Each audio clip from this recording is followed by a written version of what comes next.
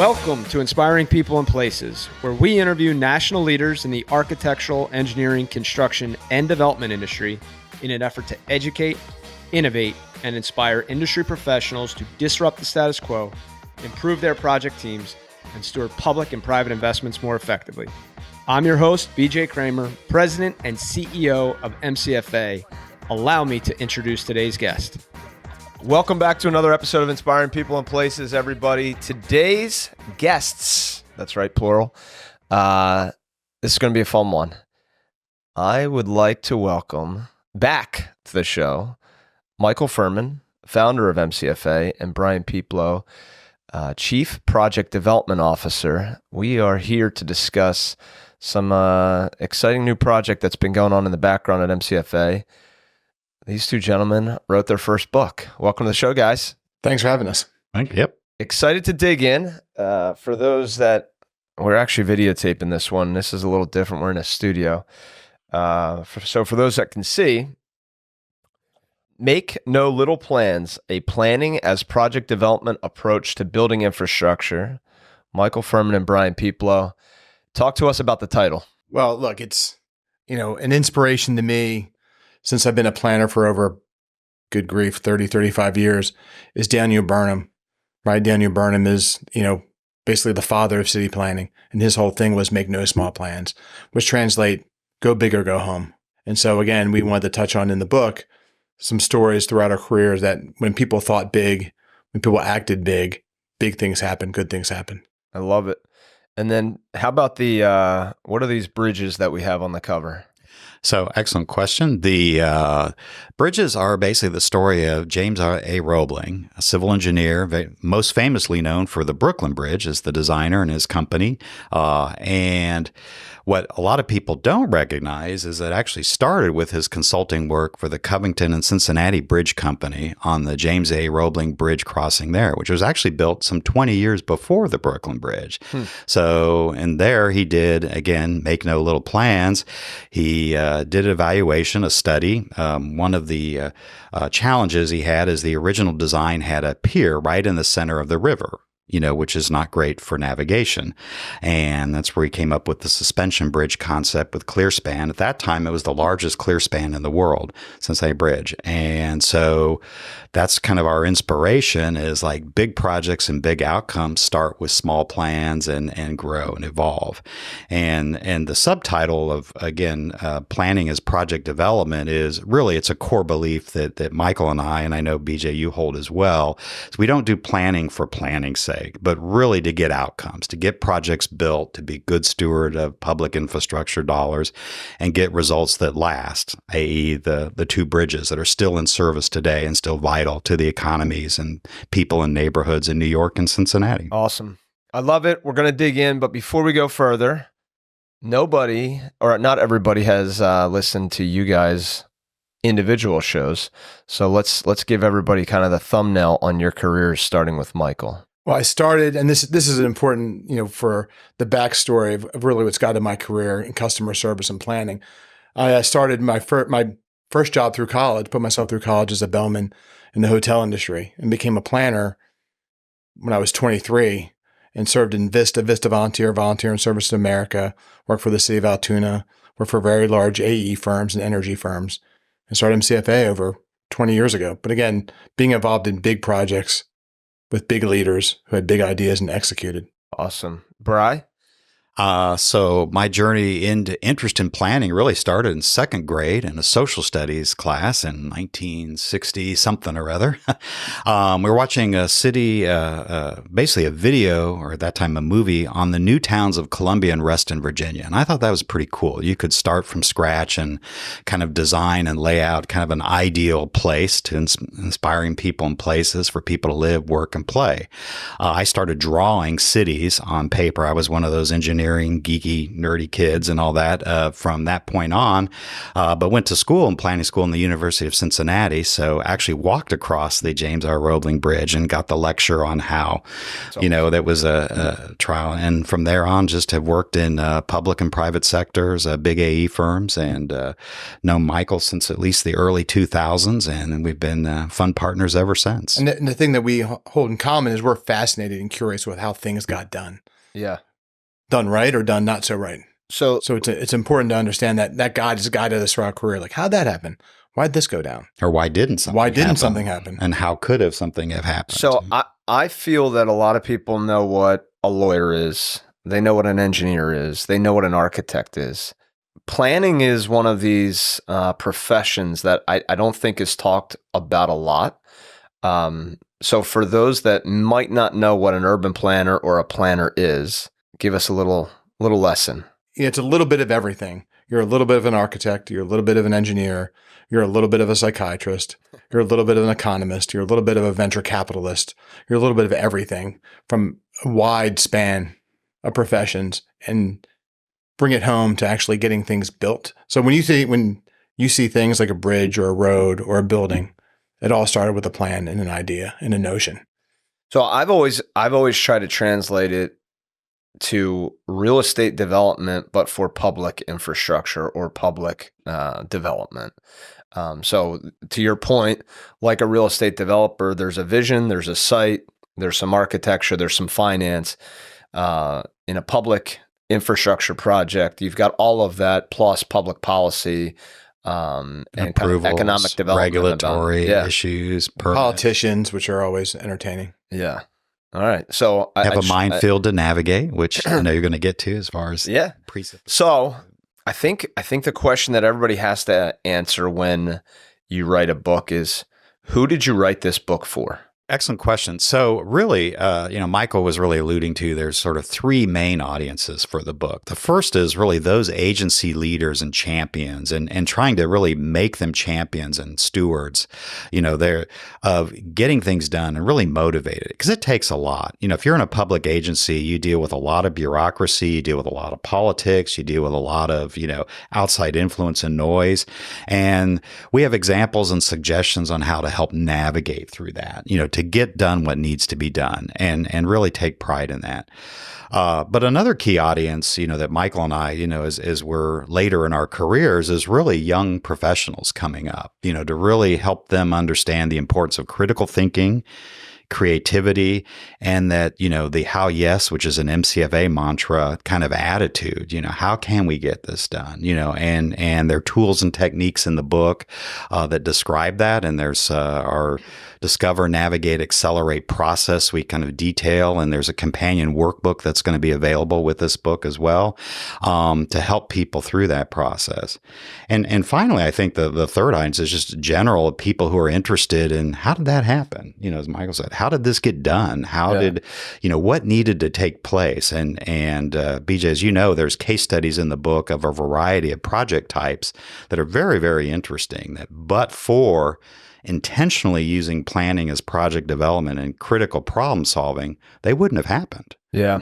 So let's jump into the book. Planning as project development, like you mentioned, is the subtitle. So why don't we start with, what do you mean by planning as project development? Well, I'll use one of the case studies in the book, basically that describes and introduces our Discover, Navigate, Accelerate process. What Michael and I have learned over the years of doing this, and we've kind of codified it now into this D-N-A process, is, you have to walk a project through what Michael, you like to say, the valley of no and up the mountain of we can't, because every project is going to die 1,000 deaths along its journey. That's worthwhile and that's big and that's complex, just because. So what we're trying to proffer out there to the industry and to agencies are, you can use a more structured process to get through that, because it's real easy to just give up. and throw up your hands. It's like, well, there's just no champion, or there's no sponsor, or it's too hard. And this is too important in our country for key infrastructures and facilities to do that. So, we feel extremely strongly about that. So, some people and some planners, or feel they're done when they've done the plan. We're not done, in our opinion, until the project is executed, built, and servicing and in operation. It's not planning for planning's sake. They feel that the perfunctory plan, here's the book, it's on the shelf, our job is done. Yeah. We totally disagree with that approach. We start with the end in mind and work backwards. How do we get there? So one of the things I'm notorious for ragging on our industry is the AEC, architect, engineering, construction, archaic, expensive, and complicated. I think our DNA approach and this book are really about trying to accelerate projects or prove out the business case for them and help those champions, if you will, advocate and campaign for the project by really understanding the value that's going to be created and how to get it done effectively. Talk to us about what an agency champion looks like. How do you find them? How do you create them? I don't know if you can teach it, if you're born with it, it's your natural inclination. You can just almost, when you're in a big meeting with a bunch of people, that person usually stands out by being curious and asking questions, and then asking follow-up questions when they don't understand.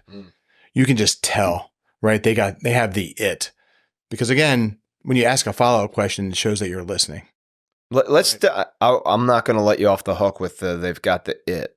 I want to push, because I think a lot of the times people think it is their hard charging or their ego.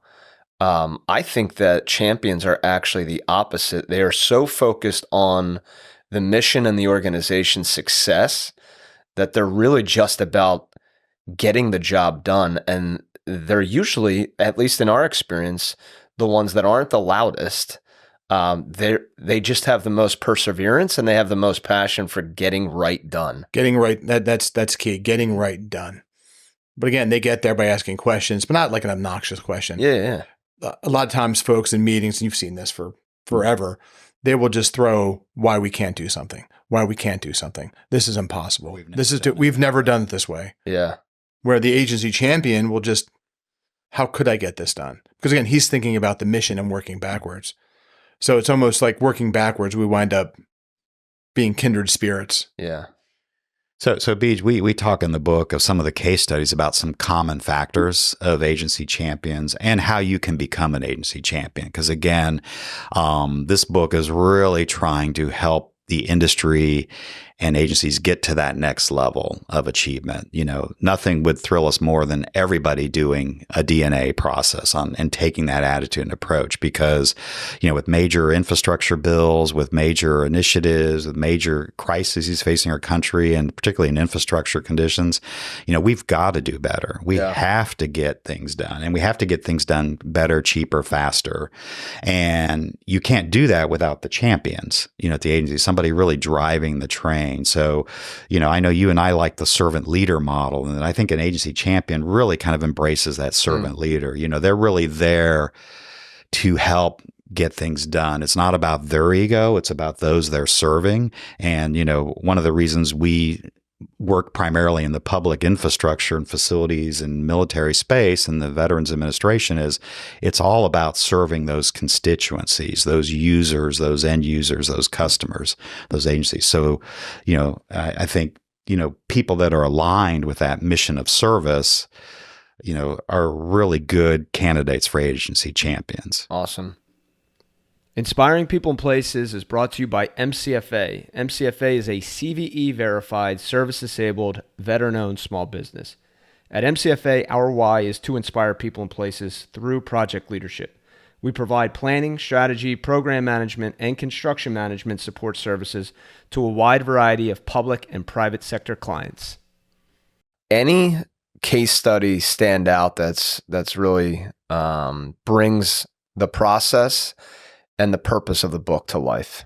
Well, we have a number of good examples. No plug for the book, but one stands out. I had the honor and the privilege of in 2012 really starting a master planning journey with Arlington National Cemetery, and Arlington Cemetery. Its challenge was it's really running out of space for interment of those honorees and those who have served, who wish to be interred at Arlington National Cemetery.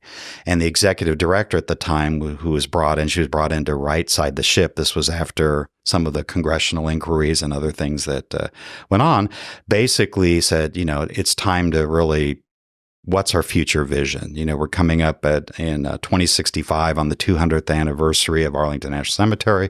We want to make sure the capacity is there, because and again, using the servant leader model, her main point was, I don't want to be the one responsible for telling a family of the veteran, look in their eyes that I'm sorry, we don't have any room I know this is important to you and they deserve this honor.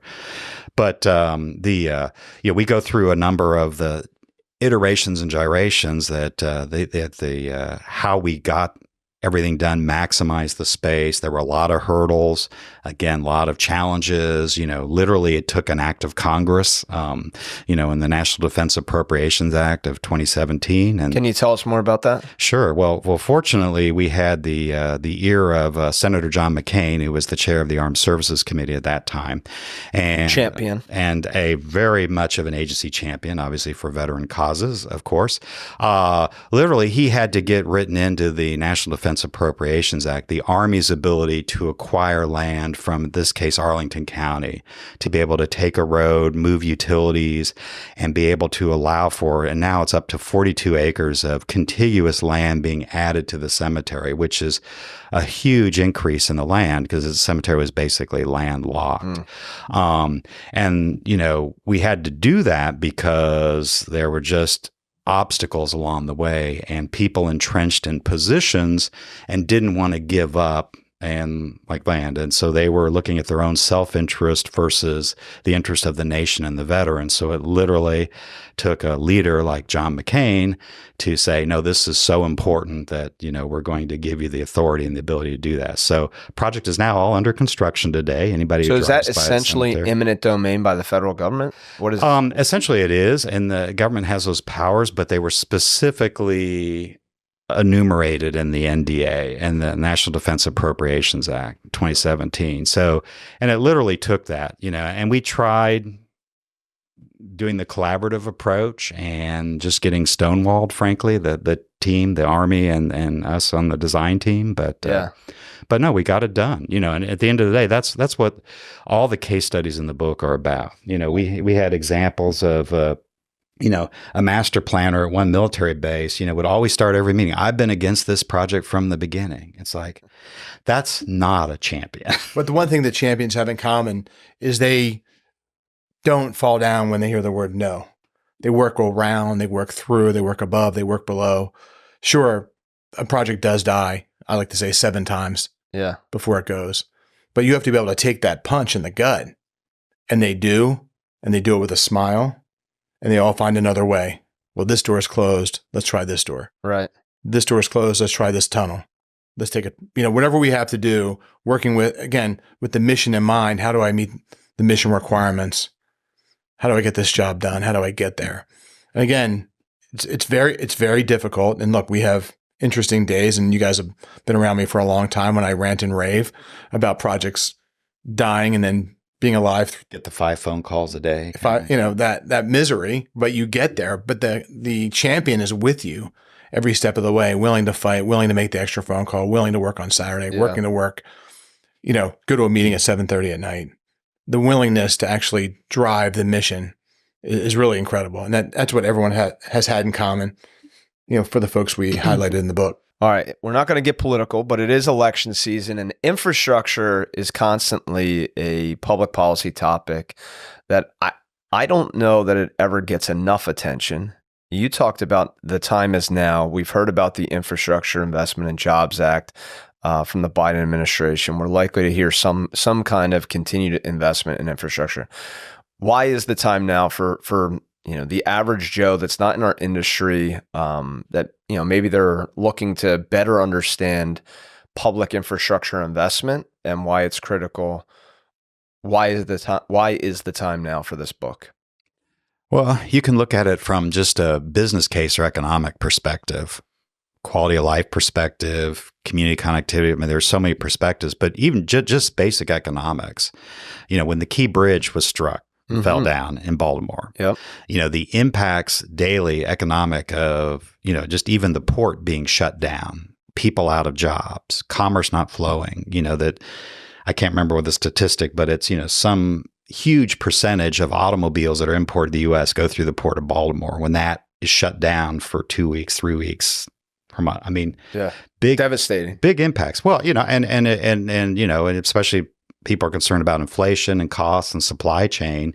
Infrastructure is key to all of that, whether it be airports, roads, bridges, rail, et cetera, because the goods just don't magically get teleported and show up on your desk. They come from somewhere, they're manufactured, they're shipped, they're arrived, and just freedom of movement, quality of life. It's infrastructure, is really, my personal belief of what made this country what it is today, and significant investment and courage to make those investments. Think of the Eisenhower Interstate Highway Act, the Defense Highway Act. I mean, those, visionary. I was going to say, they had some big body parts or somewhere to come up with that. But, that's a grand plan, and we're still reaping the benefits today. But it's not a one and done, Things wear out, they get used, and that's where we are now, is in the caretaking, reinvestment, re-energizing those legacy investments, and continue to serve in the future. It's like the power grid needs to be updated. Needs to be resilient, redundant. Folks just charge their iPhone and check their Instagram and think that somehow magic happens, right? But the amount of power needed as we move forward with AI and driverless cars, and all the sensors are going to be required for that. It's mind blowing of what we have to do to the energy grid, and that's just not going to happen. That's going to be tons of work, tons of champions. And BJ, I think time is now too. Michael and I have seen it. I've been practicing for 44 years or so. It's just gotten a lot more difficult to get projects done too. Public constituencies, advocacy groups, anti-project groups, et cetera. There's a lot more, and social media has made things a lot more visible and engaged, and I don't know that our industries, plural, have really either harnessed or adapted to that well yet. We always like to say comma yet at MCFA, to get things done. But, it's more difficult and more challenging, and there's a lot more disinformation, out there, unfortunately, even just fake news, even just the hurricane relief, efforts in the Carolinas and all recently from Helene and Martin, the storms, the disinformation out there and confusion that's causing, that's just a reality. We got to work with that. But again, we got to power through that and still get the mission done. Yeah. I want to hit on curiosity because I think it's been touched on a few times. And I think how I landed at MCFA was, I've talked about this before. The website we're a dedicated team of problem solvers. And I loved construction, but I was so curious about all of the things that led up to construction. So it's, anybody in construction will always say, like, the most fulfilling part of construction is you get to see stuff happen every day. In planning, when you move upstream from construction, there's a lot of planners that work on projects for 10, 20, 30 years that never get built.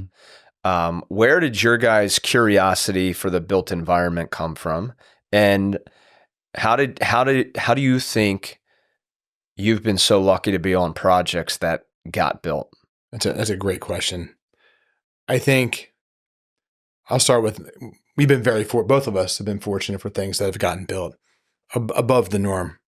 I think curiosity led to that, being willing to do things, because those are hard things, right? We try to impart this in our young professionals, say yes to everything. Be willing to travel, be willing to punch holes, be willing to color maps, be willing to do anything to get involved in a project that you think is interesting. You'll learn, you'll get more responsibility, and people will want you because they're in our industry. I think there's some A+ players who have teams that travel around the world and the country to execute projects. And once you're on that team, you're going from big project to big project to big project. And that all starts with being curious and willing to work, willing to do 60, 70 hours a week, willing to work on weekends, willing to go out and count cars on a Saturday night on Broadway and 42nd. In January when it's snowing. Without shoes. Uphill both ways. Both ways.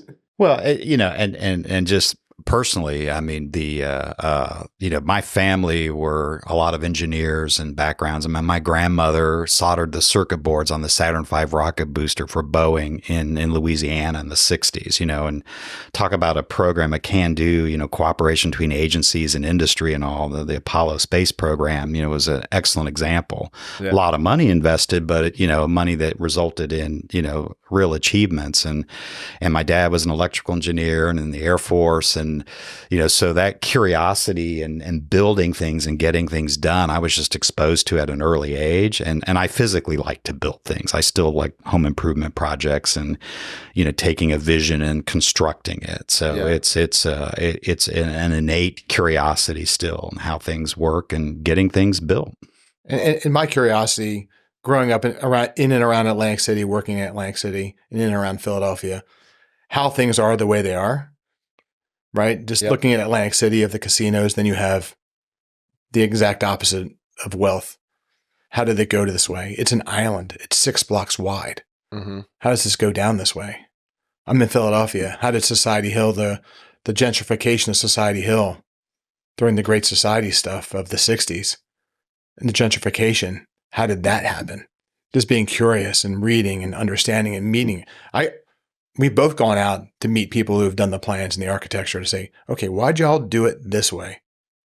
And it's always a story. It always comes down to an agency champion, right? It's connecting the dots, which is what planning really is, and connecting the dots historically and try not to make the same mistake. Yeah.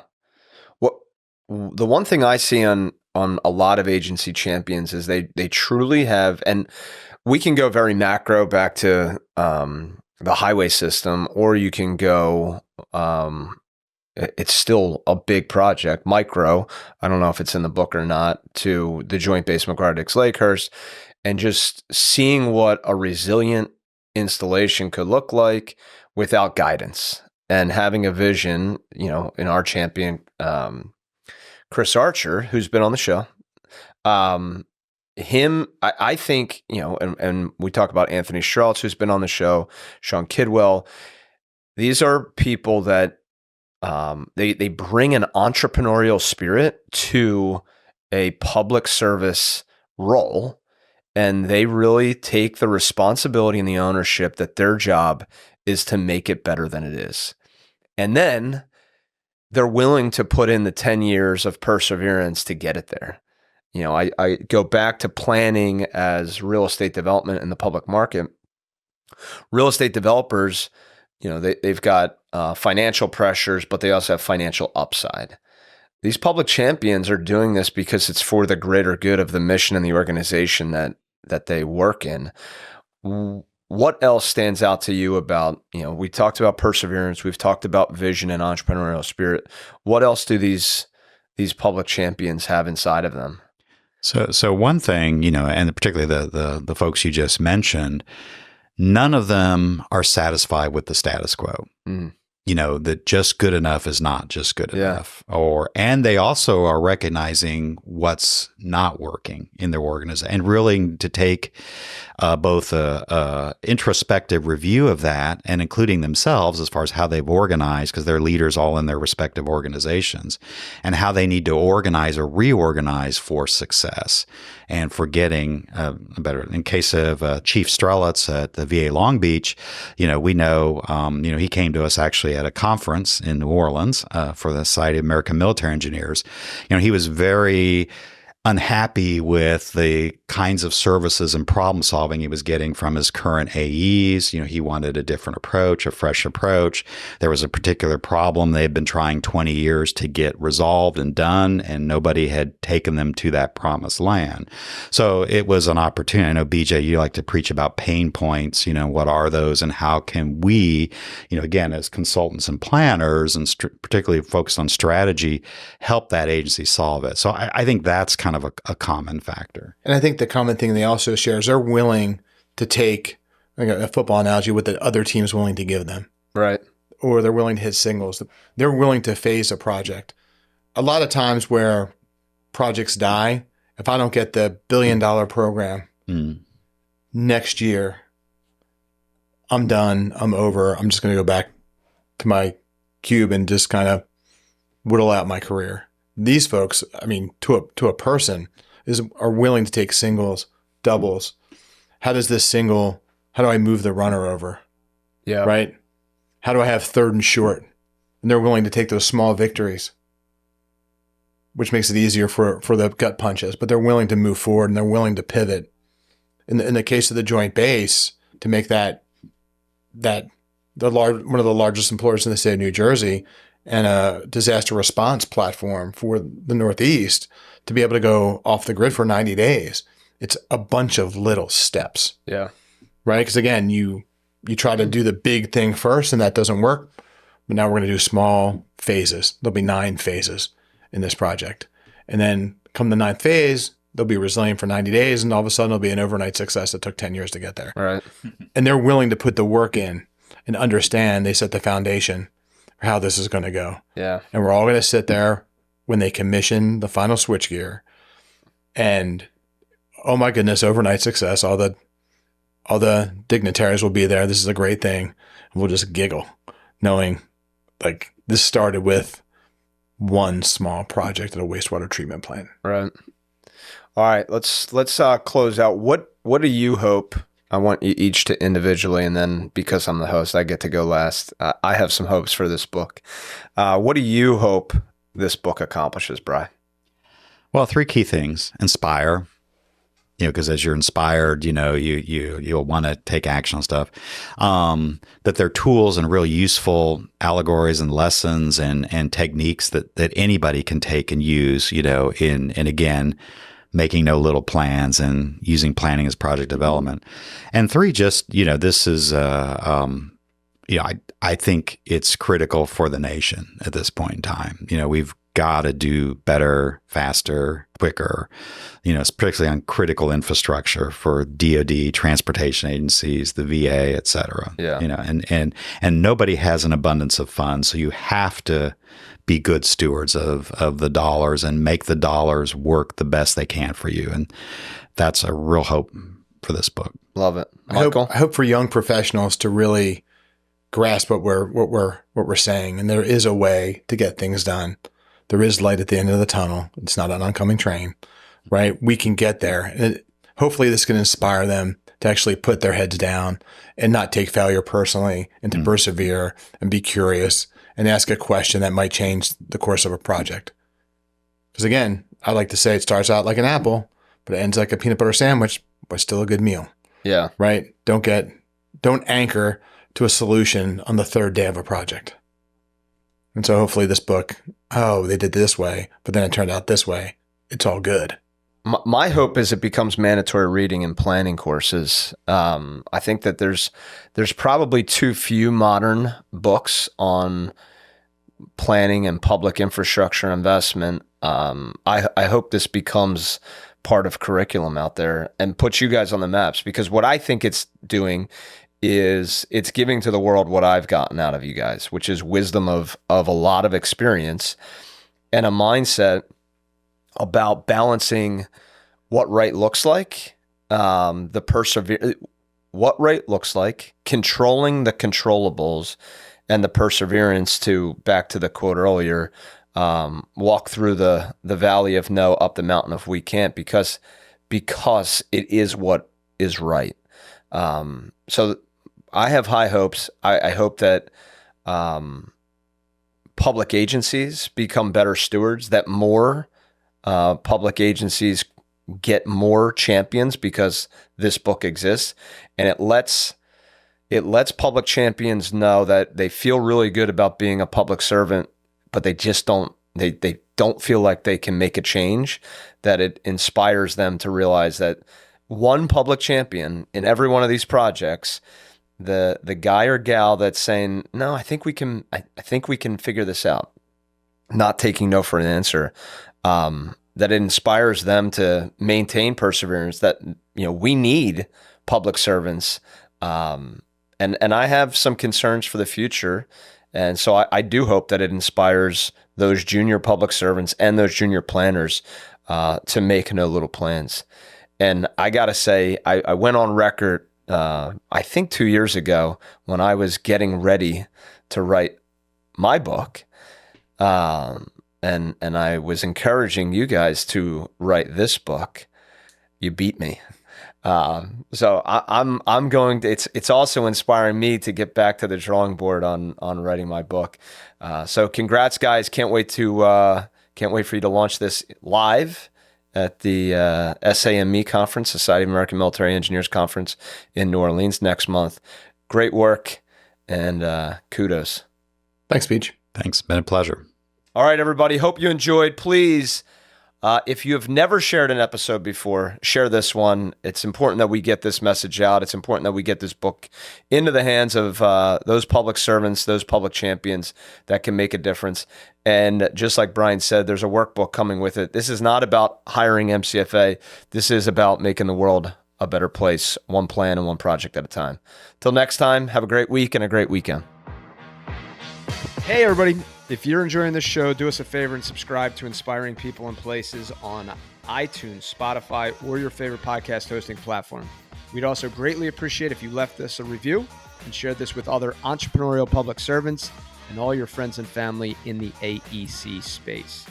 Be sure to visit our website, www.mcfaglobal.com. Sign up for our newsletter to stay in touch with us and learn about all of the projects and clients we're helping. Last but not least, we are hiring. We are always hiring. Do us a favor. Take a look at what jobs we have open. Contact us through our website or connect with me on LinkedIn. Until next time, have a great rest of your week and a great weekend.